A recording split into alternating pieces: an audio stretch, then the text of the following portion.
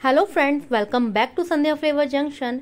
आज मैं आपके सामने लेकर के आई हूँ ये दिवाली स्पेशल मिठाई। दिवाली के टाइम पर हम सब घर पे मिठाइयाँ बनाते हैं और एक दूसरे को शेयर भी करते हैं। तो दिवाली पे हम बहुत ज़्यादा बिजी रहते हैं, तो सोचते हैं क्यों ना जल्दी से कुछ ऐसी मिठाई बन जाए जो कि हम जल्दी से घर में बना भी लें और सबको बहुत पसंद भी आए। तो इसके लिए ये मैं जल्दी से बन जाने वाली मिठाई लेकर के आई हूँ। ये बहुत कम इंग्रेडिएंट्स के साथ में बनती है और इसका टेस्ट बहुत ही मज़े का होता है। तो आप इस रेसिपी को ज़रूर से ट्राई करिएगा और अगर पसंद आए तो प्लीज़ अपने फ्रेंड्स के साथ में शेयर भी करिएगा। तो चलिए जल्दी से इस मिठाई को बना करके हम तैयार कर लेते हैं। तो इस मिठाई को बनाने के लिए मैंने ली है ये 250 ग्राम चीनी और साथ ही में मैंने लिया है ये पनीर। तो पनीर मैंने जो ये लिया है अमूल का फ्रेश पनीर, जिसमें कि हमने ये पनीर को एक दिन के लिए फ्रिज में रख दिया था और नेक्स्ट डे मैं इसको यूज कर रही हूँ, क्योंकि हमने इसके लिए बहुत फ्रेश पनीर नहीं लेना, क्योंकि अगर ज्यादा फ्रेश पनीर होगा तो जब हम उसको पकाएंगे तो वो टूटने के चांसेस रहते हैं उसके। इसलिए हमने एक दिन पुराना पनीर लेना है और बस इसको इस तरह से क्यूब साइज में हम इसको काट लेंगे और बहुत पतले, हमने छोटे पीसेस नहीं रखने, इस तरह से मोटे और बड़े पीसेस रखने हैं और बस मोटे मोटे इसके पीस बना करके हम रख लेंगे। और बस हमने थोड़ा सा ये ध्यान रखना है कि जो हम पनीर लेंगे उसमें बहुत ज़्यादा मॉइस्चर ना हो।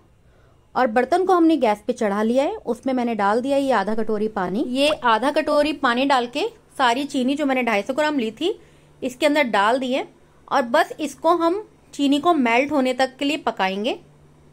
और हमारे को एक तार की चाशनी या ये सब कुछ नहीं चाहिए इसके अंदर, बस चीनी में पानी की जो क्वांटिटी है वो कम रखनी है और इसको अच्छी तरह से मेल्ट कर लेना है। तो ये अच्छी तरह से मेल्ट हो गई है। अब हम देख सकते हैं कि चीनी काफ़ी हद तक मेल्ट हो चुकी है। अब इसके अंदर हम डाल देंगे इलायची पाउडर। तो आप इलायची पाउडर भी यूज़ कर सकते हैं। मैंने थोड़ी सी दरदरी कूट करके इस इलायची को लिया है और ये मैंने आधा चम्मच डाली है, क्योंकि मुझे इलायची का जो फ्लेवर है वो इस तरह से अच्छा लगता है। और आधा चम्मच इसके अंदर मैंने गुलाब जल डाला है।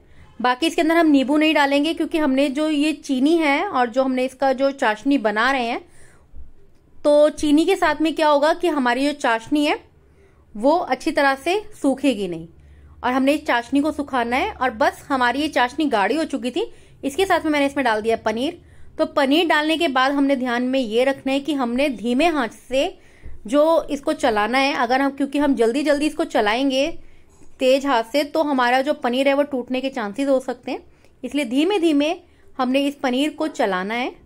तो बस इस तरह से धीमे धीमे हाथ से हम इसको चलाते रहेंगे और जैसे जैसे हम चलाएंगे इसको पनीर को, तो हमने बस ध्यान रखना है कि हमने रुकना नहीं है, बस चलाते रहना है इसको, नहीं तो जो पनीर है हमारा नीचे चिपकना स्टार्ट हो जाएगा।